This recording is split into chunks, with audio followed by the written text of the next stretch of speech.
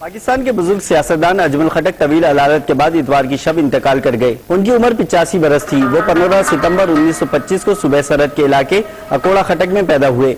अजमल खटक ने 9 उम्री से ही सियासत में हिस्सा लेना शुरू कर दिया। खुदाई खिदमतगार तहरीक के बानी खान अब्दुल गफ्फार खान के सच्चे पैरोकार थे। भारत में अंग्रेज हुकूमत के खिलाफ जारी तहरीक में बढ़ चढ़ कर हिस्सा लिया।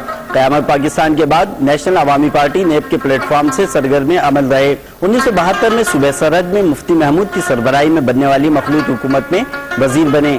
नेप के खिलाफ भुट्टो हुकूमत की जानिब से क्रैकडाउन के बाइस जिला वतनी इख्तियार की और 16 साल अफगानिस्तान में रहे, जहाँ उनके अफगानिस्तान के रहनुमाओं नूर मोहम्मद ताराकई, बबरक कारमिल और नजीबुल्लाह से गहरे दोस्ताना मरासिम रहे।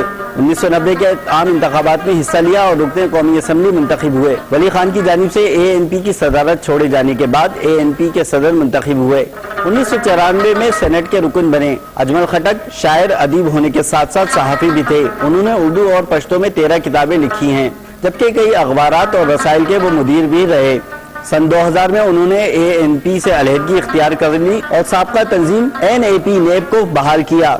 ताहम बाद अज़ा इख्तिलाफात खत्म होने पर वापस ANP के साथ आ गए। अजमल खटक इन दिनों रिटायर्ड जिंदगी गुजार रहे थे। उनकी शोहरत एक इनकलाबी सियासतदान, दानिश्वर, शायर और अदीब की रही। पाकिस्तान के अलावा बैरूनी दुनिया में भी उन्हें एक मुदब्बिर सियासतदान के तौर पर जाना जाता है।